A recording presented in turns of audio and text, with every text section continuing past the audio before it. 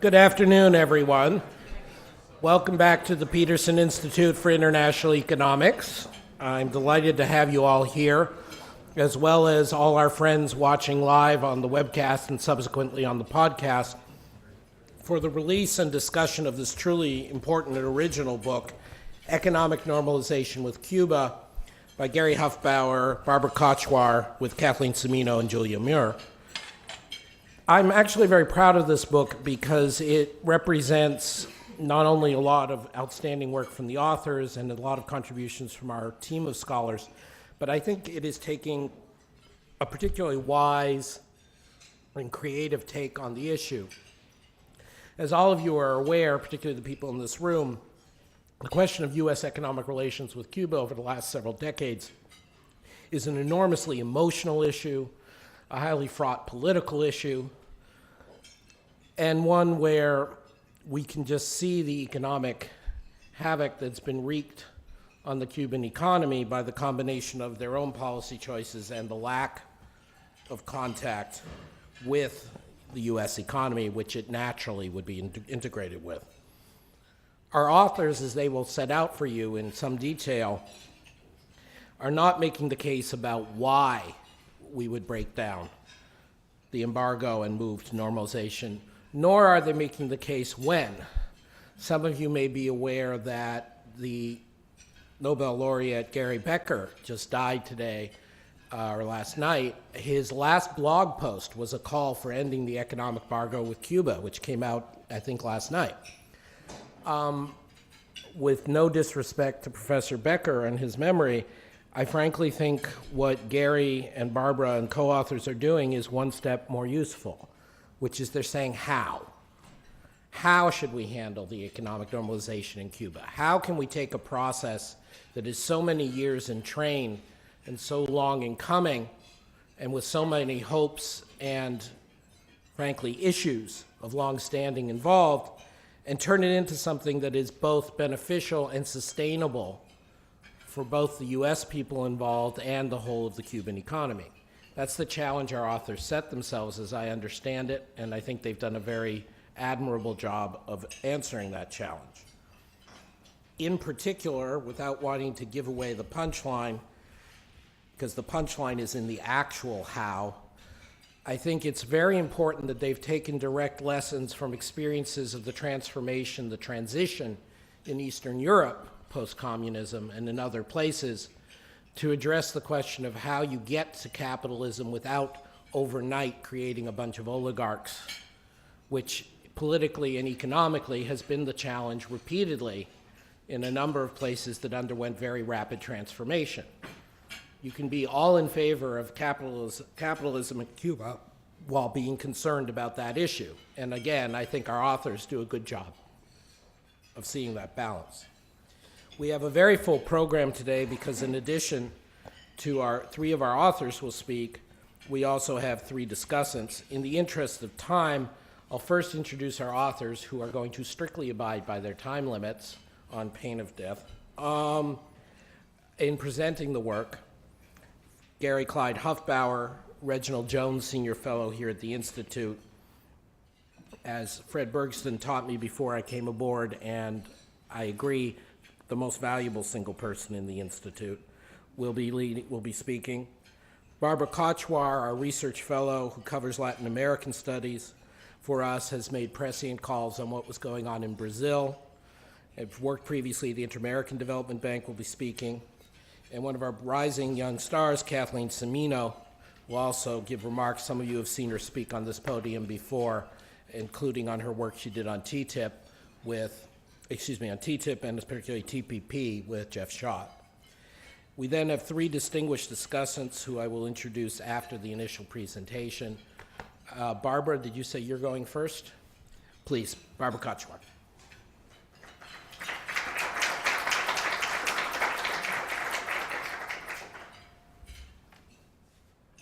Thank you very much, Adam, and thank you to everybody in the room.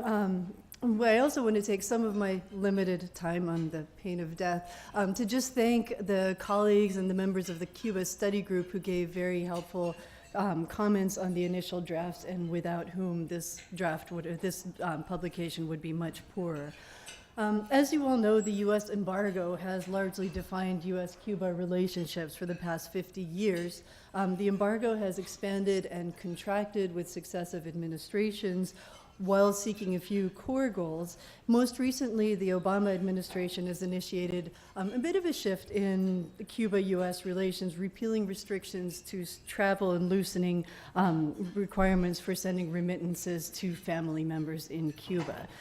As those of you who came on the metro or saw the bus with the advertisements advocating the end of these restrictions on U.S.-Cuba relations might know, the winds of change seem to be picking up, and so we thought that this was a fortuitous moment to publish this. In Cuba, the Castro regime, since about 2006, has implemented a number of gradual but significant economic reforms. Cubans can now buy, sell, rent property, work, and hire employees and travel without obtaining an exit visa from the administration. Last month, Cuba announced a change in its foreign direct investment regime that should open up the possibilities for foreign investors in Cuba. Now, in addition to the loosening of restrictions that I mentioned, attitudes among Americans seem to be shifting. A study in February by the Atlantic Council found that the majority of Americans, and indeed the majority of Floridians, support normalizing political relations with Cuba. Our study, as Adam cogently pointed out, does not take the politics into account. We project past this political moment and suggest some markers for the path to restoring normal economic relations between the US and Cuba once normalization is along the way. In doing so, we considered 3 scenarios for political normalization. The last one, the Big Bang with market capitalism, is one that follows the path of Poland and the Baltic states, where political normalization is followed by an implementation of a competitive market economy. This would be the easy scenario for US-Cuba economic relations, and our book would have been significantly smaller if we believed that this would be the logical scenario. The other scenario is the gradualist normalization is the much preferred one for the Castro regime, which is a gradual migration to a market economy, a la transition in China or the current scenario in Vietnam, where a single party would continue to control Cuban politics and effect a gradual transition to a market economy. The second scenario would be the most disruptive one, what we call the Big Bang with monopoly capitalism, which is what was witnessed in Russia and the Ukraine. Here we predict that there would be a very small window of opportunity for the US to help Cuba establish basic institutions and the rule of law before monopoly capitalists and potentially autocratic leaders would gain ground. This would be followed by monopolies and oligopolies emerging to control key sectors of the economy. Now, these key interests would not have an interest in eliminating or reducing barriers. So our recommendations in this book are really aimed at this scenario, at taking advantage of this window so that these behind-the-border barriers and anti-competitive practices are prevented from flourishing, and so that regulators not be captured by their industries. Often when you start to talk about this, one of the challenges that we've had, or one of the questions that we've received when explaining the basis of our study, is that the barriers to US-Cuba economic relations come from the US. They come from the US embargo. And so why not encourage unconditional opening? Paths 1 and 2 explain why we urge a cautious approach towards economic engagement and urge reciprocity.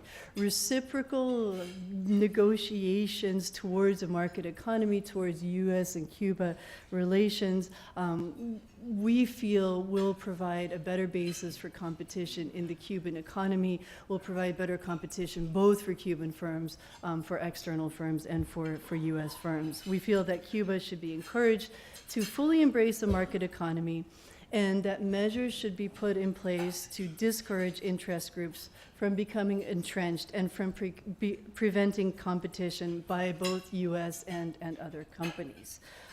My co-authors, Kathleen and Gary, will set out the specific steps that we recommend in particular sectors. Now, before moving to those steps, Cuba's economic challenges will also have a tremendous impact on how this will proceed. And just to briefly mention the economic context within which Cuba is enacting its reforms, Cuba faces a number of important economic challenges. It has a pretty significant external debt, even abstracting from U.S. claims. It has a goods trade balance and limited foreign currency reserves. The Council of Ministers have forecast a 2.2% growth for 2014. And importantly, the exchange rate. Cuba still has a dual exchange rate, the gap of which is 25-fold. And so unifying that exchange rate, which the Castro regime has pledged that it would start to do, or which started to do as of last fall, will present an additional challenge to the normalization of relations. My colleague Kathleen Chimino is going to step up and start and discuss the initial steps to normalization, and then Gary Hofbauer will talk about the brass tacks of deeper reforms.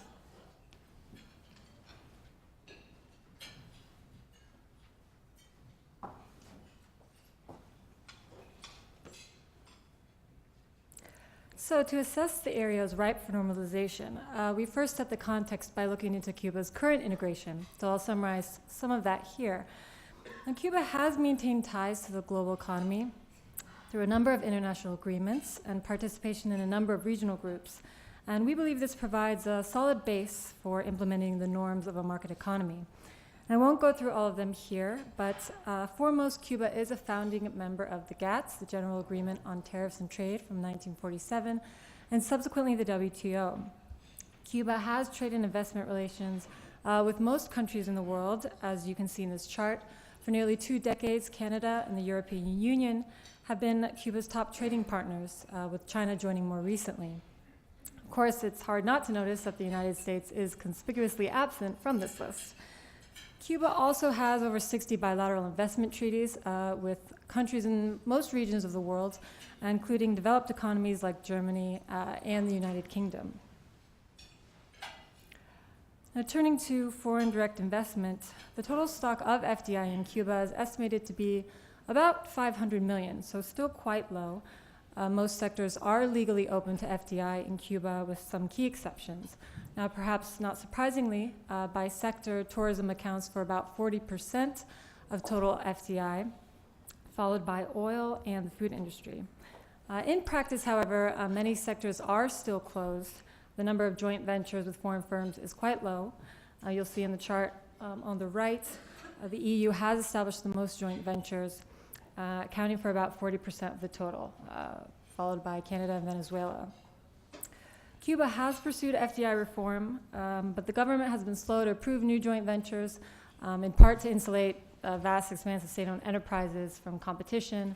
Also, property rights, infrastructure, labor practices, all of these are important factors as well.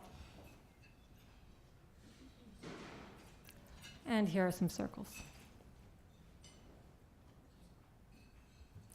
Now, given these low numbers, in part constrained by U.S. sanctions, we turned to gravity model analysis in our study to estimate potential U.S. trade if economic ties are normalized, which would allow for the free flow of goods and services.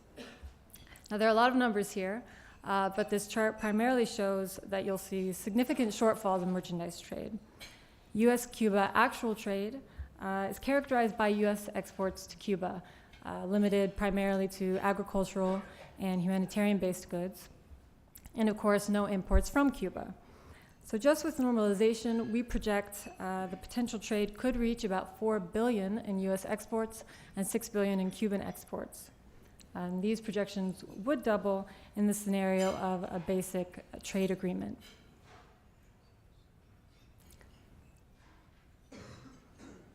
Now with that context, we turn to initial steps to economic normalization with Cuba. Indeed, the central part of our analysis is exploring constructive avenues for ensuring that the post-embargo U.S.-Cuba economic relationship starts off on the right footing. And for these initial steps and the deeper integration, we outline reciprocal measures that can be taken by both sides.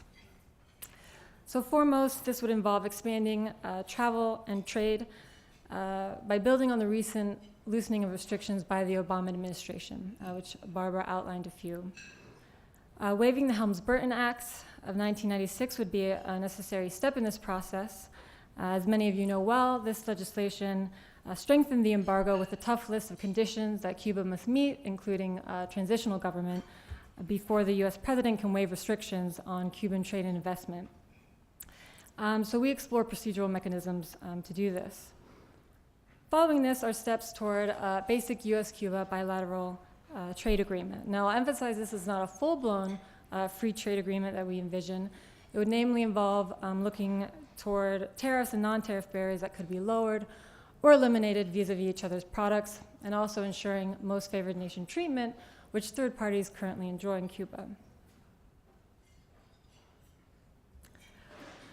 Now, an early and natural step in this normalization process would, of course, be supporting Cuban membership in international organizations like the IMF and the World Bank. And this would open doors to grants and loans and other technical assistance that will be critical in reconstituting the Cuban economy. We also identify a number of sectors that could be ripe for initial integration with mutual benefits to both US and Cuba. This includes steps toward expanding pleasure and medical tourism. Now, when sanctions are lifted, the US should be able to travel freely and enjoy tourism. Reciprocally, Cuba should ensure that US tourism firms start off on equal footing with the third countries that currently enjoy first mover advantage in the Cuban market. The US should also encourage trade by fostering medical tourism, which could take advantage of Cuba's strength in medical services. And last, we explore expanding access to Cuba's sugar. Cuba was once the world's largest sugar exporter, but now exports little. A revived Cuban sugar industry could play an important role in helping to stimulate the Cuban economy. Now, there have been signs of reform. The sector was open to FDI in 2012 for the first time. Of course, I can't say this without making note that the US market is, of course, restricted with its own system of tariff rate quotas, and we explore avenues for facilitating some of this exchange. Now, I'll conclude by noting here that the subjects we've chosen on this initial list, as well as in the deeper integration, which Gary will elaborate on further, this list is certainly not exhaustive, but we hope that they illustrate some of the challenges and opportunities for deeper commercial relationship between Cuba and the US. So I'll hand this over to Gary.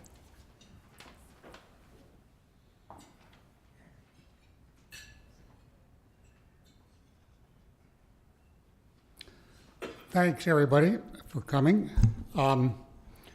Thanks, Adam, for that kind introduction. I want to start by asking Julia Muir to stand up, because Julia is a co-author, but stand, Julia, so they can see you. But she's moved on to the Inter-American Development Bank, and, you know, probably it wouldn't help her career to comment on this somewhat controversial topic. But anyway, we're very appreciative of what Julia did. This study has been underway for about 2.5 years. So I guess the lead in to my remarks is, do we really care in the United States what Cuba looks like after political normalization? I think we do. I think many people do, and I think we should. But, you know, that will be decided. Do we want Cuba more like Costa Rica or Panama, or do we don't care if it looks like Nicaragua or Venezuela? And I mean, there's a huge difference in those models. And as Barbara set out, what we're urging in this book is a path that gets Cuba to looking more like a normal functioning economy on a good growth path. So in this little section, I try to illustrate, or we try to illustrate, the kinds of reciprocity which could take place, which will encourage Cuba to move towards this more normal market economy. So you can see the numbers. Hardly any investment in Cuba today for obvious reasons. And when you compare Cuba with a couple of countries which are not so different in size or population, you know, investment is quite, well, it's almost absent. And we think a lot of investment could come into Cuba, but Cuba has to change its policies. It's not just the U.S. changing its policies. So a lot of reforms on labor, the labor practices, we go into them in the book, are quite, well, bizarre, and national treatment has to be accorded to foreign firms. I know that sounds kind of like gooey technical language, but national treatment means treating foreign firms the same as Cuban firms are treated. And remember, the big Cuban firms are state-owned enterprises, so national treatment is a big thing. Okay, intellectual property rights. We say that the United States should, in the right context, repeal Section 211, which, if those interested can look in the book on that, to comply with a case that we lost in the WTO some years ago. But in that same context, Cuba and the United States should settle outstanding intellectual property disputes. And Cuba should establish a respectable forum for resolving future disputes. Open skies, which is increasingly the norm in international air traffic, not with all countries, not with Mexico, for example, but increasingly the norm. This requires the U.S. to ease its restrictions on licensing of charter flights, which is the main way Americans go to Cuba. But also, it's very important, we don't recognize Cuban safety standards. And it could be worked out to have an FAA process for recognizing the equivalence of Cuban safety standards once they are up to the right standard as all other countries, kind of a mutual recognition. And Cuba should allow unrestricted access to U.S. carriers. There's access now, but not unrestricted. And we should expand the old 1953 air transport agreement.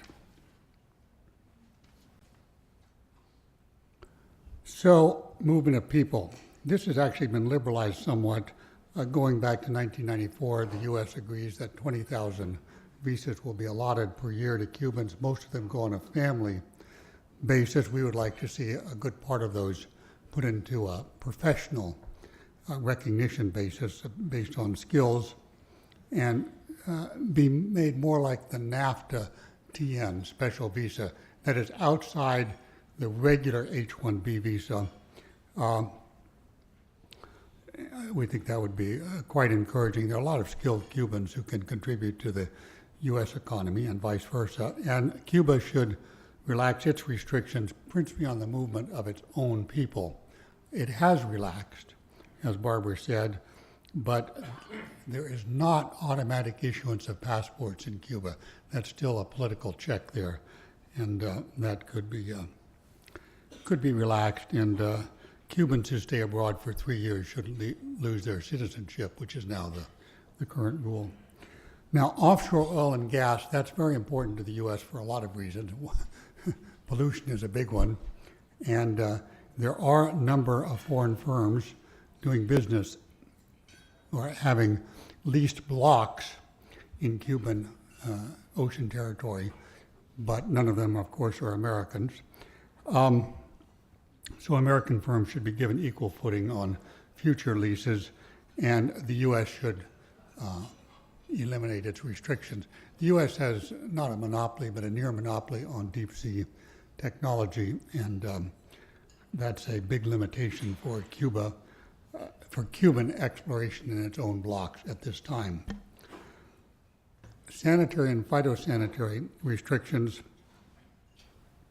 What the U.S. could do is get something like the CAFTA-DR process, which provides quite a bit of technical assistance to the Central American countries and the Dominican Republic for their sanitary procedures, testing and so forth, inspection to come up to U.S. standards, which are very high.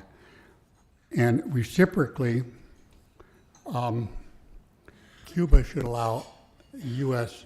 agricultural producers very much more access to the Cuban market. There is already some access, but not nearly as deep and as broad across products as it could be.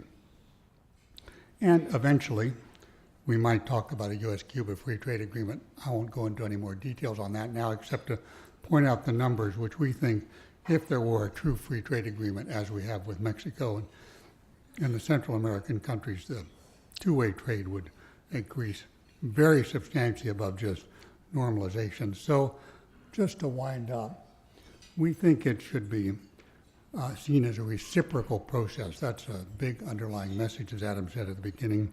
And we think if it is not done this way, the economic normalization will be at a slower pace.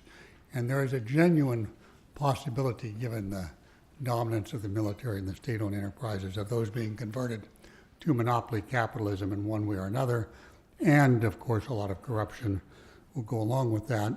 And finally, U.S. firms will be pushed into the background, given that all other firms have more of an entree into Cuba at this time. Thank you.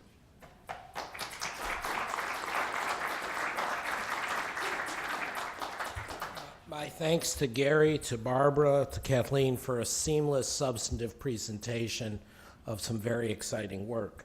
As I mentioned earlier, we are delighted to have with us many people in the audience today who are experts on this particular issue, and we have especially 3 experts who've consented to give on-the-record comments on this topic. And they've read the book, they have given input, but they did not get to determine what was in the book. So they also get their chance to offer a little criticism if they like. First up, I would like to call Ambassador John Verino, who's a partner in Covington and Burling, co-chair of their International Trade and Finance, and of course has a long, distinguished record on the Hill, and in particular from 07 to 09 was Deputy U.S. Trade Representative, represented the U.S. as it served previously as USTR's General Counsel, was involved with the Committee on Foreign Investment in the United States, the Export-Import Bank, OPIC, and is quite a subtle and interesting thinker on the issues of economic normalization with Cuba. Ambassador, if you'll join us, please.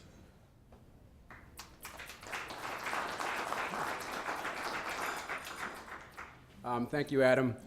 Thank you, Gary and Barbara, Kathleen, Julia. I thought this was a terrific report. The shelf life of all Peterson studies, of course, is very long, as Adam will attest. But I think there are some reports that you could actually see their relevance and their importance spiking at a future date. And I think this is one of those studies. At some point in time, the tectonic plates will shift, and there will be an interesting opportunity for U.S. policymakers to decide how they want to handle the moment.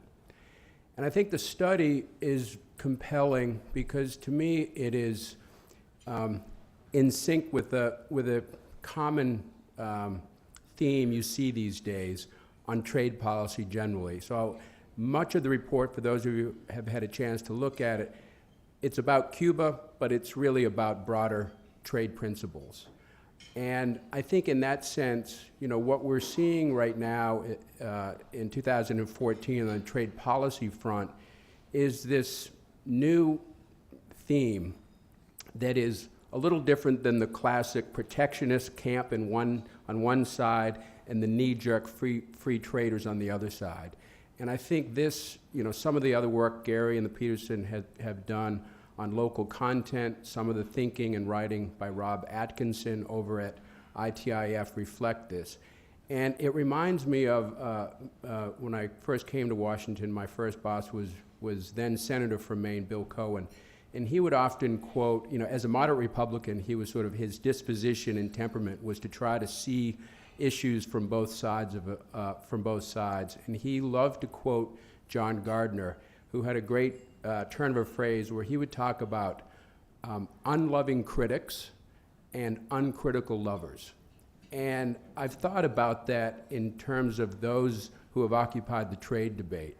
And on one hand, you have what I would describe as unloving critics, those who frankly just don't support open markets and globalization. They may gussy up their arguments against it, but they just would rather see a more protected, closed U.S. market. At the other end of the spectrum, there are those who are uncritical lovers, who haven't seen a trade liberalization initiative that they didn't think merited 100% support. And what is in reality for trade policy is we need to capture open markets are a great thing, something that should be embraced, but let's make sure that markets really are opened and that we're not just patting ourselves on the back by claiming that an initiative or a trade agreement is liberalizing. And in that sense, this study, I think, is a very forceful statement of the fact that when that moment comes, when Cuba and the U.S. do have an opportunity to change the status quo, let's make sure that U.S. policymakers use that moment to assure that U.S. interests are actually served. And we don't just, in a knee-jerk way, rush to allow U.S. tourists into Cuba, even if U.S. investors and hotel companies and others in the tourist industry can't participate in that. And similarly, let's not, in a knee-jerk way, open up the U.S. market, even if U.S. investors and companies aren't really given an opportunity to do business in Cuba because it's locked up by a handful of oligarchs. So I think it's a very thoughtful study, and as I said, I think it's relevant today and thoughtful, but I think at some point it will be pulled from the shelf and really have great resonance at that moment in time. So thank you.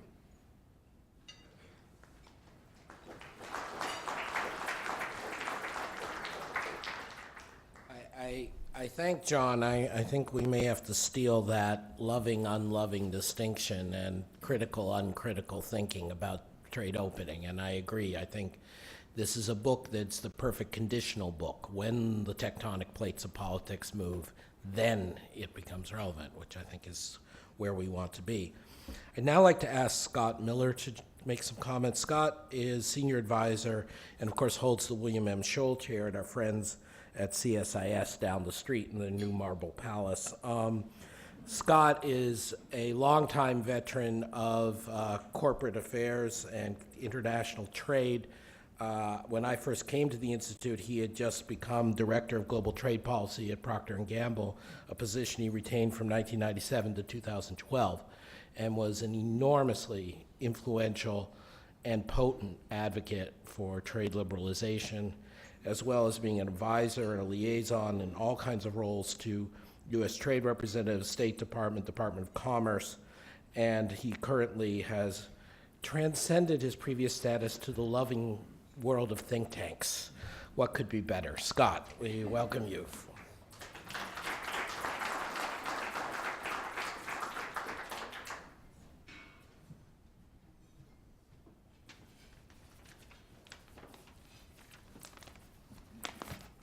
Thank you, Adam. And let me add my compliments to Gary, Barbara, Kathleen, and Julia for an excellent product. I think this book is very thorough and complete and pragmatic. And unlike most Washington publications, it's downright wise in some component. It gives a great picture of the Cuban economy, which is something that's absent from the discourse about U.S.-Cuba policy is what's the real state of the Cuban economy. And so I think it merits attention from that standpoint. But it also, the sequence for normalization, I found immensely helpful as on a practical level. First, let me declare my personal bias, which is I'm in favor of lifting sanctions. Look, unilateral sanctions, like Gary wrote another book. I think it's in the third edition now on unilateral economic sanctions. And Like most of unilateral economic sanctions, the Cuba sanctions have failed to produce the political objective, and after 50 years, they're just making life difficult for the wrong people. So, having declared that bias, let me make three quick comments. First, on expectations. When normalization begins, this book will be very handy, but it'll take a while, okay? And start with the expectations comment with a quote from Secretary of State George Shultz. George Shultz once dismissively termed even economic sanctions light switch diplomacy. And I think he was really saying that moral and diplomatic problems are seldom solved with economics. They're assisted by it, they're remedied by it, they're sometimes set back by economics, but they're not generally, you don't get to that light switch solution that you're looking for, mostly because economies aren't light fixtures. They're complex, subject to formal and informal rules. They're a product, as Hayek would say, of spontaneous order. And because of that, the path of normalization is going to be quite difficult and complicated and difficult to predict. So I think part of the wisdom in this book is the gradual opening, the notion that will be the path most likely to do the most good for the Cuban people. Second comment I would make is on timetables. The book makes a point to say that Cuba is probably not going to look like Myanmar. It's Myanmar, where we recently lifted sanctions and commerce is picking up quite dramatically, is not a good comparison. I would point, and I would agree to that, but I would also say a better comparison is Vietnam. And keep in mind, U.S.-Vietnam relations were at a low when we had a shooting war, but it took a long time to unpack the issues involved. I went back and looked up the original roadmap that was agreed to by the United States and Vietnam happened in George H.W. Bush's administration, 1991. 1994 was the end of the trade embargo. So 3 years from the time you agreed to a roadmap, they actually ended the trade embargo. 1997 was the first normalized relations. Our first ambassador to Vietnam was 1997, again, 6 years plus after the original roadmap. The bilateral trade agreement took place in yet another presidential administration, 2001, with George W. Bush, and final WTO accession and lifting of applying permanent normal trade relations took place in 2006.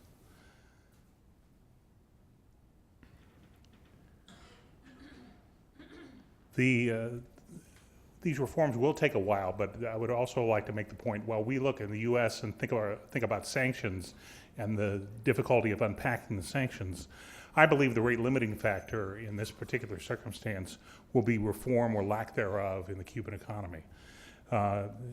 Look, I think the book fairly characterizes the current state of the Cuban economy, which, if I can generalize, is a low productivity, difficult to navigate, high state control Caribbean economy.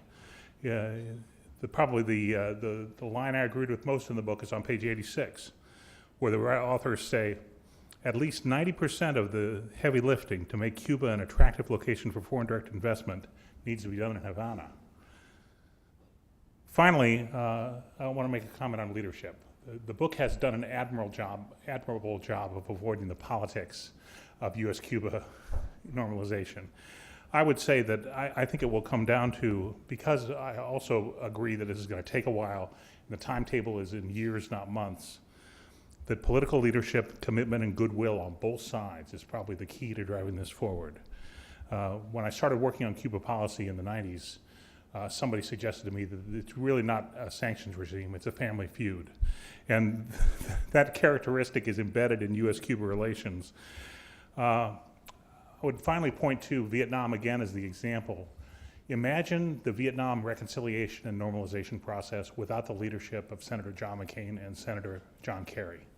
Any of you who were involved in that, which I think was a good thing for our country and a good thing for Vietnam, it probably wouldn't have happened over the course of 3 separate presidential administrations. And that consistent visionary leadership is what will be needed in this case as well. Thank you.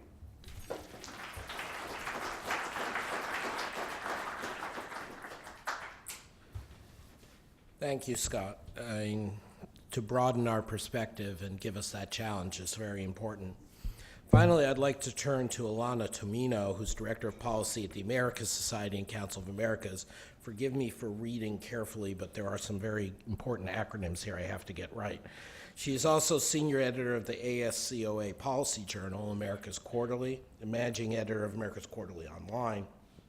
Importantly, this puts her in a leading role and a real-time sense of discussions of Cuban-American relations, Cuba's changing economic and political landscape. She's a very well-informed expert. She's also been very involved in a number of issues having to do with microfinance and women's economic empowerment, which obviously would have to be part of the story of any Cuban transformation to come. We're grateful to her for taking the time, as well as our other distinguished guests, to comment on this book. Those of you out there in the web, please order Economic Normalization with Cuba. You don't get a free copy like our guests who are here today. But without further ado, Ms. Tomino, please.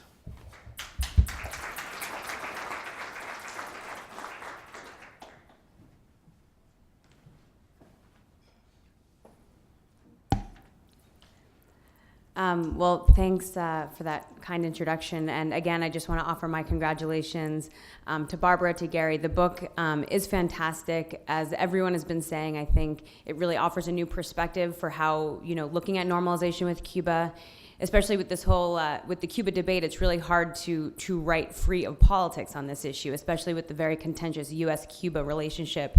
So I think this book does an excellent job of really laying out what normalization could look like, as well as, a very helpful to have all in one place, the discussion of the economic reforms in Cuba, Cuba and the international economy, and really highlighting the need for greater investment in Cuba. And so I think that's where I'm going to give a few examples of, obviously, the Council of the Americas works with a lot of the business community as it relates to the Cuba debate. And so some of my takeaways and what I want to discuss here briefly is how U.S. companies are viewing these reforms and these changes and what they might look for in post-normalization Cuba. So with our Cuba working group, as I mentioned, it is comprised of senior level business leaders, and these are business leaders from all sectors, from the financial sector, from the legal sector, pharmaceutical, agriculture. And we've been able to take business delegations to Cuba over the past year and a half, about 3 trips so far. And so, just briefly, I wanted to give some takeaways of those trips to give you a perspective of how U.S. companies are looking at Cuba right now. So I think the first is the realization that there absolutely has been a market increase in investment from countries such as Brazil, from China, from Spain, and there is a sense that U.S. companies are losing out, on investing in Cuba. The second point, though, is looking at what really are the rules governing foreign direct investment in Cuba right now, and if that actually really truly is an attractive investment environment that U.S. companies would want to invest in, if they were able to. And the third is just kind of, we've really been seeing that companies, especially with Cuba, are taking a much longer-term policy approach to really wanting to understand the nuances with Cuba policy instead of just focusing on short-term economic gains, which we're not seeing as companies deal with other countries. So briefly, I think, as I mentioned in the first point, a lot of countries are investing in Cuba right now, and it lays out, the book really lays out how Cuba needs this investment badly. And when we were there, it was just very evident. The last trip we took was a few weeks ago in March, that Brazil has just been investing hugely in Cuba right now. Most notably is the Mariel and the Special Development Zone. Brazil has financed largely the Mariel port, and the whole Special Development Zone was about a $950 million project.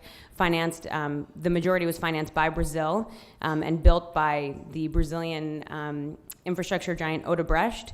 About 2 weeks before we were there in March, Lula had been in Brazil and also just announced that InBev was buying Bucanero, the iconic Cuban beer company. And so you're really seeing Brazil taking over in all these different facets of the Cuban economy. When we meet with ambassadors, whether they're from Spain or Chile or the European Union or Brazil, it's very clear that Brazil has set itself apart, and really their ambassador serves as more of a commercial attaché in Cuba than any other diplomatic post. And there's a larger conversation to have there, too, about what this means geostrategically for the region and the role of the United States in Latin America. The second point I want to bring up, and what many people have been talking about too, is foreign direct investment. Obviously, Cuba needs FDI badly right now, but I think there's something to say about looking at the 1995 law, looking at this new law that was just passed in Cuba for foreign direct investment, that it does seem to be that there still is a number of red flags. Cuba needs investment in agriculture, in sugar, in energy, in biotechnology, in construction, in tourism. And the question that companies keep asking is if the government is really going to create an environment that's going to attract foreign investment, and they're going to create a bureaucratic and a transparent bureaucratic process when they're approving all of these different investments. Taking a closer look, there are some advantages to the new law compared to the 1995 law, such as lower taxes on profits.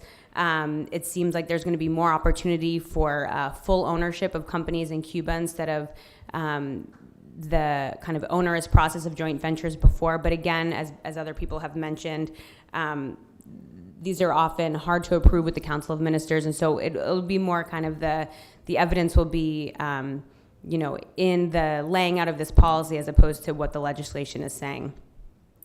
And lastly, I just wanted to point out that the third point, where I think companies are taking a much longer view of Cuba policy than just the short-term, worrying about short-term economic gains. It seems like companies are very interested in getting a nuanced understanding right now of Cuba policy and economic reform. Some of our most lively discussions when we were in Cuba were with economists talking about, as somebody mentioned, unifying the currency, unifying the exchange rate, the effect of Cuba's relationship in Venezuela, the effect of Brazilian investment. And so I think that companies are trying to really understand, okay, in post-normalization, what is this going to look like, and is this a place we're going to want to invest? Companies are also trying to see kind of smaller wins that they can have right now in Cuba, whether that's laying the foundation for prepaid cards for travelers as they go down, or whether that's support for entrepreneurs and the growth of this small business non-state sector in Cuba, which is a lot of the work that we've been focusing on. So I think there's a lot more to be said here, I think, in terms of how U.S. companies view the Cuba as a market, but I'll leave it at that for now, and thank you very much.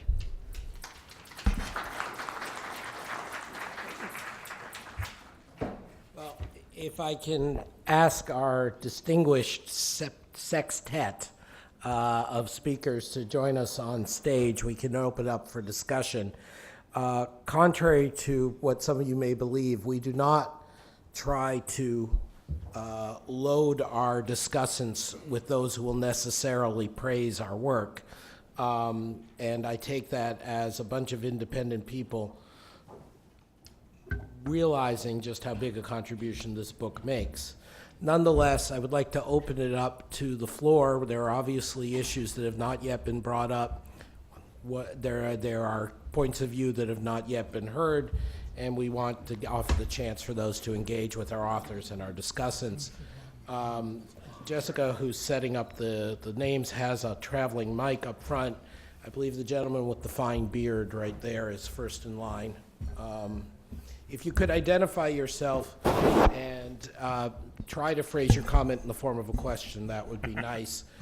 People can also line up at the standing microphone at the back if they wish to make a comment. Philip Renner, American University. I appreciate the comment about the beard. It certainly takes one to know one. So first, let me congratulate you. This is a very useful study, very even-handed. I would note that normalization is something Cuba and the United States have never had. We've never had normal relations. So it's not something we're going back to.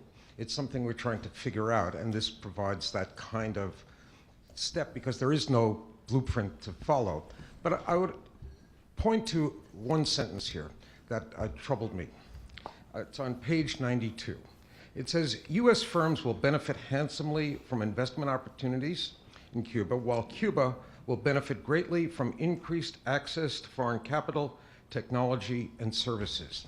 Suggests that the only thing the United States has to benefit from is profits by U.S. corporations.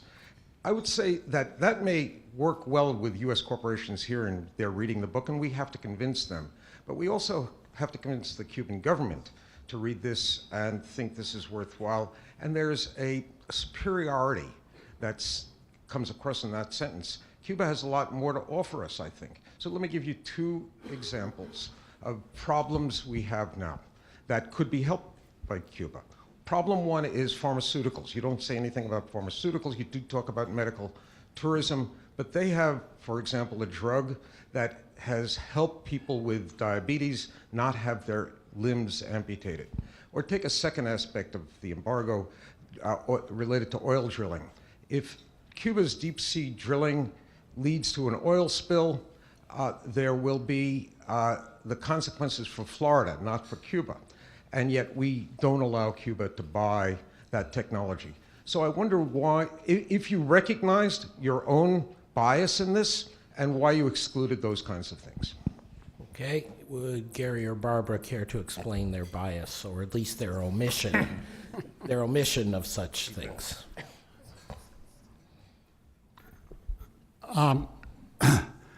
Well, this book, I think we say right up front that this is written from an American perspective. So it is from a U.S. perspective. Secondly, well, I don't think we mention the particular pharmaceutical issue that you raised, namely the drugs. We do, I think, pour a fair amount of praise on Cuba for its medical advances in drugs more generally, and I certainly agree with you that that's an area for mutual benefit.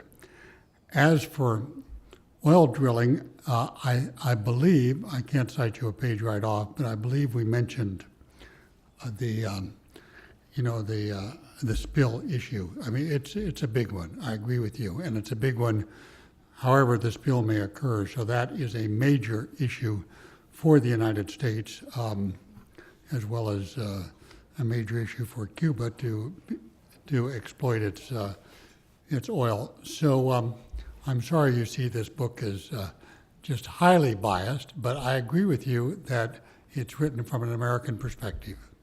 But to give credit where credit's due, Kathleen, have you found the page reference on the... Just for our listeners and for our guests as well, we do discuss some of the offshore oil and gas exploration issues. You'll see that from 108 to 112. And 112, we do also talk about some of the environmental issues, acknowledging that very point that you has correctly raised. Not to suggest that this book is completely definitive in merely a couple hundred pages. Do any of our discussants want to come in on this broader issue of things that either how to convince the Cuban government, even if that was not the mandate for this book, or on the issue of what Cuba might have to offer the U.S., and then I'll get to the people at the next mic. Well, the only thing I would add is, and this is a bias, is open markets, I think, do serve long-term interests of all people. So if the more open the U.S. is to Cuba, the more open Cuba is to the U.S., and internally, the more the Cuban people will benefit from that, and in turn, the U.S. would benefit. So I don't see the openness and the argument for openness as an argument that is necessarily just good for corporations. It's good for the Cuban people. As the Russian people, I would suggest, would benefit from a more open economy, as opposed to a handful of people benefiting greatly. The Cuban people would benefit in a similar light. Thank you. At the back mic. Thank you. Sean Donnelly from the U.S. Council for International Business. Looks like it'll be at the normal high standard for Peterson publications. I always thought when I was working on Cuba issues, one of the huge morasses would be all the nationalizations and expropriations of property that took place back in the 50s and 60s. Those Cubans have scattered around the world. Many of them are now American citizens, and some of those properties are now owned by European hotel companies and so on. Do you address that in the book, and how big a potential morass is that issue of resolving conflicting land claims of families that left Cuba a long time ago? I just to buy my co-authors a minute to prepare their answer, which I know they have well thought out. If we take the Eastern Europe analogy a little bit further, that certainly was an ongoing morass in a number of those countries, and in Eastern Germany, it dragged out for years. So where do you guys come down on this issue? Sure.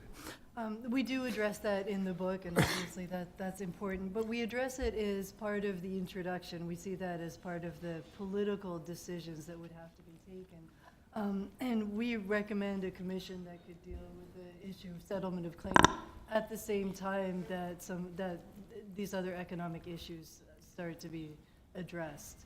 So you don't have a magic solution? Don't have a magic solution. We cite a couple of alternatives that have been set out. But I mean, let me push you a bit on this, Barbara, for a second. So are you saying that has to be settled before economic normalization can proceed?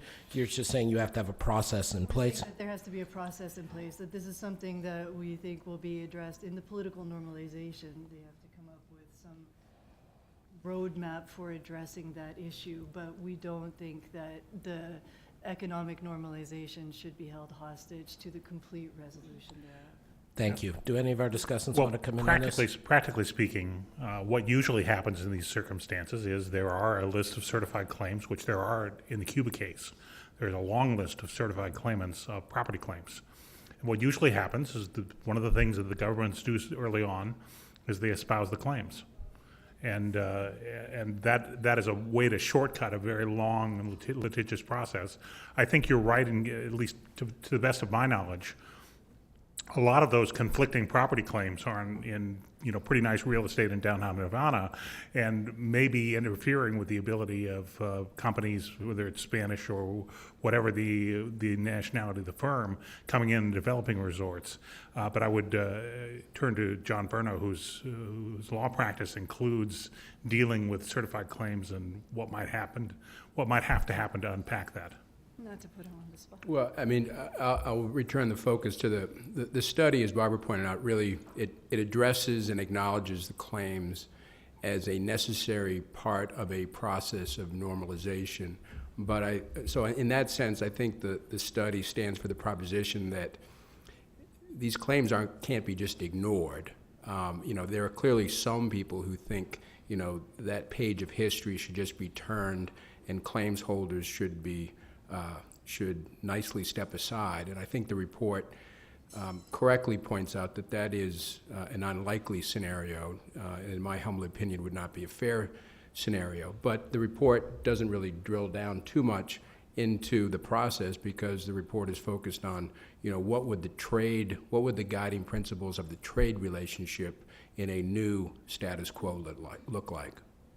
And again, without... Let me, if I can, Adam, piggyback a little bit on what Scott and John have said to point out what I regard as the most difficult issue, and that is Cubans who were Cubans when their property was seized and later came to the U.S.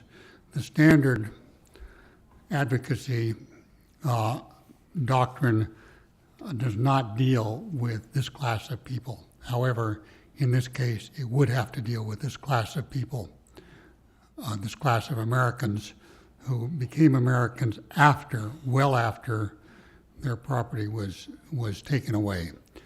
And we haven't had a commission on that. It's a very sticky problem. We acknowledge it. There's been a lot written about it, and we don't go into it in depth. Thank you. The next gentleman at the mic. Thank you very much. It's Jose Raul Perales with the U.S. Chamber of Commerce, and I want to congratulate Gary and Barbara and Kathleen and Julia for a fantastic effort and a great book. I want to congratulate you actually for taking a dispassionate view and taking a little bit of politics out of looking at Cuba's economy. But just because we take politics out of it doesn't mean that we can't be politically creative. And I wanted to introduce or take some issue with the notion of reciprocity. It's a great idea to put Cuba in the comparison with transitions, for example, in Eastern Europe. I did that when I began my doctoral studies many, many years ago, to look at how such a normalization would happen. But it's also useful to think about where Cuba is located and look at the Caribbean and Central America, and to remember that in the Central America and Caribbean region, as you talk about eventually a free trade agreement between the United States and Cuba, a lot of the economic transformations that got these countries ready to do that sort of agreement with the United States happened with a non-reciprocal program called CBI, right, where the United States unilaterally opened its, and Scott, you were you went in so many of those battles and in the process of CAFTA. When the United States opened up its markets on a set of conditions, right, there were a series of areas that were bilaterally negotiated, but that were a preference that the United States was giving these countries exports with the intention of precisely effecting some changes in market economics and creating opportunities. And fortunately, those things, the expectation was, and it proved true in many cases, it led to positive spillovers, right? External spillovers that fed onto the political process, et cetera, et cetera. Why can't we think that creatively in a context like Cuba? And could something like that, or something in a different line, can be done on Cuba to produce such externalities? We don't want to say that Cuba could be brought to CBI, although there have been a couple of people who've suggested that that might be a creative idea in a future where after Cuba goes through certain X amount of reforms. But anyway, I just wanted the panel to engage on this No, possibility. thank you for raising that, and obviously it's not in the volume, so any of our panel members who would like to comment on this, maybe Alicia or Gary? I will leap in, but then I'll quickly defer to Barbara, who spent a lot of time on these countries. And I've not spent that much time on these countries, the CBI countries. First of all, I'm very disappointed by the extent of progress. If you look at the income or other measures of the Caribbean countries over a decade or two, it's a pretty mediocre performance. So I don't regard that as a great success. Secondly, the role of the military and, in terms of state-owned parts of the economy is not nearly so great in most of those countries as it is in Cuba, where it is dominant. So I think there's a lot further to go. So that's why I would say that I wouldn't kind of be too enthusiastic about just a unilateral CBI initiative. Yeah, I think when you look at the economic performance of the countries that liberalized, that undertook unilateral market liberalizing reforms earlier, despite still being part of CBI, and that moved towards the ability to have a free trade agreement, they did better than the countries that were more reluctant, that moved slower. And so that was some of our thinking. We did debate putting in a suggestion to have unilateral preferences and the move towards a free trade agreement. What we decided was that moving towards a bilateral free trade agreement then with a view to opening up more, as Gary mentioned, a full-fledged free trade agreement is still a question, and that's seen as more of a long-term. But we thought that would be more fruitful in terms of encouraging Cuba to implement the economic reforms that would really get it to much more liberal economic policies. Thank you very much for that. Look, I don't oppose preferences for any reason. I actually, the lower the tariffs, the better, as far as I'm concerned. But I do think that the CBI in particular is a 1980s idea. And the world has changed a lot since then. Most of the employment that was created by CBI was created in the apparel industry. Before the multi-fiber arrangement of 1994, before the rise of Asia as a globally competitive apparel exporter on an MFN basis. So I think the world's changed sufficiently that, now my own view that comports with that is that in today's world of globalization, success in the global economy is a self-help program. Okay, preference programs are really grants of preferences by others won't get you there. It's the internal reforms and the moves to reform your own internal economy that actually get you to success in globalization. Juana, do you have anything you want to add on this, or you don't have to? I'm just asking. Well, I would just agree with that. I think we've been looking much more at the internal reforms and the pace of those. So I would just echo those sentiments. Great, Thanks. thank you. At the mic.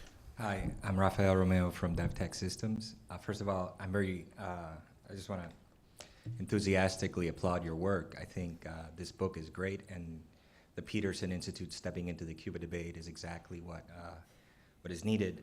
I wonder, and my question is, this book is written sort of as a quid pro quo is the way to go, and to my mind, that assumes a sort of level of political stability and economic sustainability in Cuba that could withstand such a process. But I see three big risks to that. One is the collapse of Venezuela, or at least the withdrawal of support to Cuba from Venezuela. The second is the incredible aging problem that population has. So they will be one of the oldest countries in the world by 2020. And the third is just the general incoherence of its economic policies. So you guys get into some thorny issues such as exchange rate unification. But exchange rate unification in the case of Cuba simply means wiping out subsidies. And if they're not able to sort of engage quickly in something that restores productivity through trade with the US, through tourism, through something, I wonder if the quid pro quo that you're putting forth is even viable. It's a very profound set of questions. I will just, as is my wont, briefly advertise some other work we're doing in this realm. We're soon going to be releasing a new book by Marcus Noland and Cullen Hendricks on the resource curse in Africa. And this follows on a big event we did here with the IMF and David Lipton on the removal of energy subsidies around the world. And these are very tough calls, and trying to work through the entrenched political pandering and then the real suffering of people is non-trivial, but we do think there are ways. I would also just pitch a recently posted working paper by our colleague Carolyn Freund and her co-author on the issues of investment in democratic transitions and how minimizing uncertainty plays a key role in getting you over this kind of hump. With that having been said, would anyone on our panel like to address this issue of how politically sustainable would a unification exchange rate and other changes be, if I take that as the core of the gentleman's questions? How much Venezuela is giving to Cuba today is shrouded in some secrecy, but it's in the billions of dollars, as your question indicates, and of course it might come to an end if Venezuela itself collapses. At that point, Cuba really needs the fund and the World Bank and the IDB, and it has to join them. And that could be a big step forward. I don't see the U.S. rushing in with a lot of money, and I certainly don't see Europe rushing in with the kind of money that Venezuela is now providing. So there would be that would be one economic crisis, but it could have a constructive outcome. As for the exchange rate issue, you're quite right. We do talk about that, and it's just so bizarre. There's 25 to 1, and the one is used as a device for subsidizing huge segments of the Cuban population, and it's hard to see a way out of this, which does not entail a lot of pain. A lot of people are going to lose a lot of money, including some of the joint ventures, and there may be substantial inflation. So this is another driver, perhaps, of reform, but I think the way you posed the question, it could be a driver of complete chaos. Jerry, yeah, Alana. Yeah, I would just echo those comments too. I think from the view from the ground, what we saw, so we were just in Cuba with a delegation in March, and the effect of the Cuba-Venezuela relationship is huge. And in meeting with economists, meeting with journalists, and meeting with other functionaries, they're already seeing in Cuba the effects of less, oil being sent from Venezuela to Cuba, and people were already talking about how they're getting hard hit. And this is just what you're seeing after a couple months of this subsidized oil going down. And so I think it's going to be a huge challenge.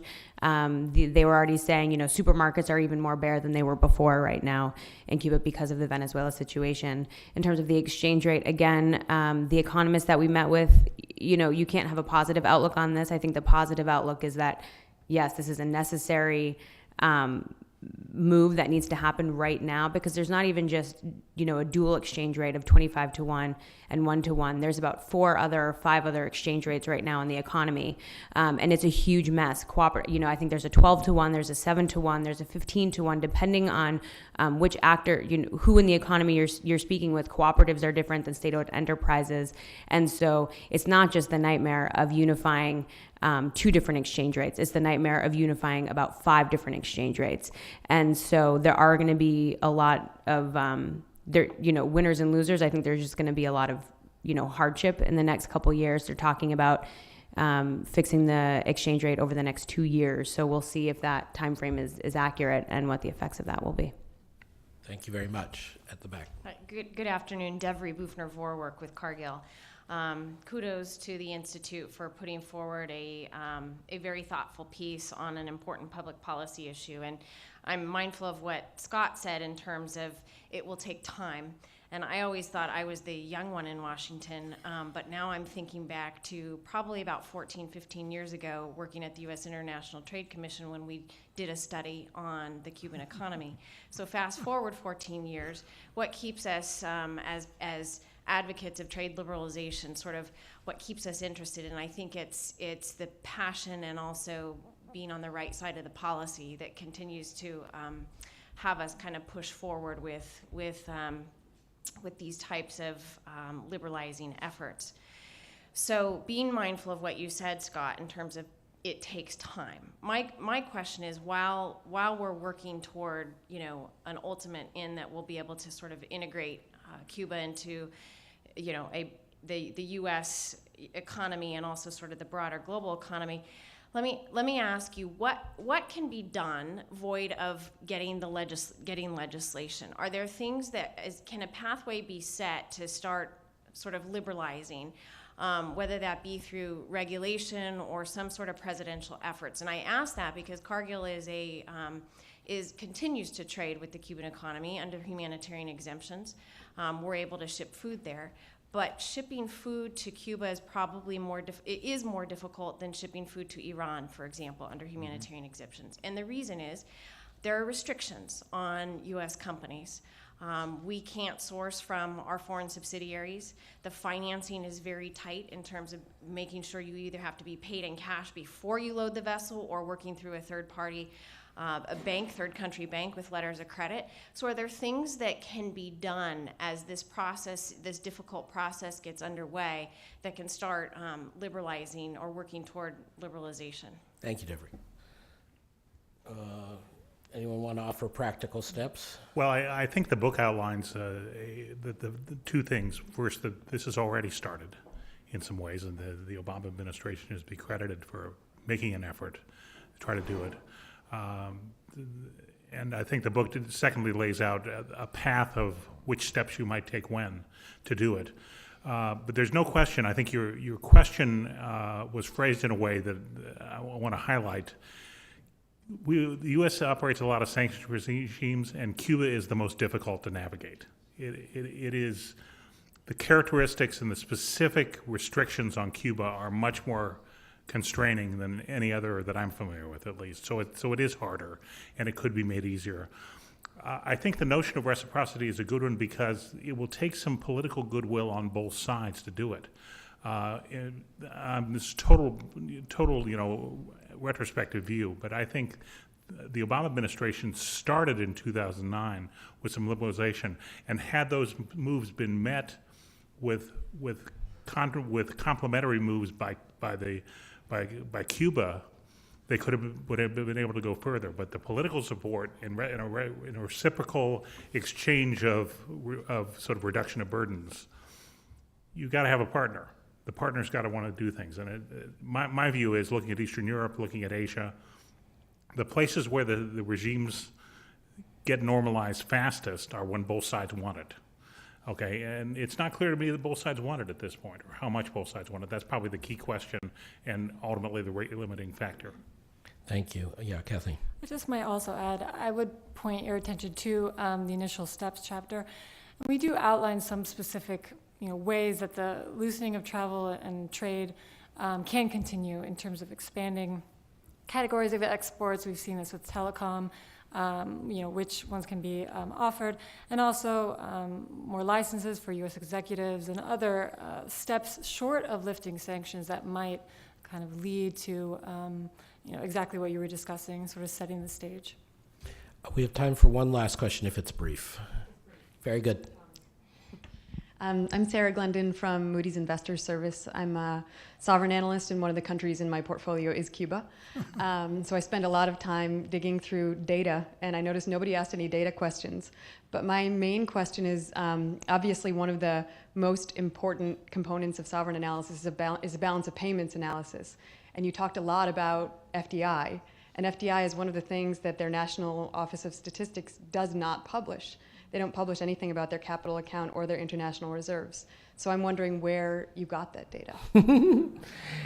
We are very proud to have Moody's data hounds pushing our data hounds. It's a good combination.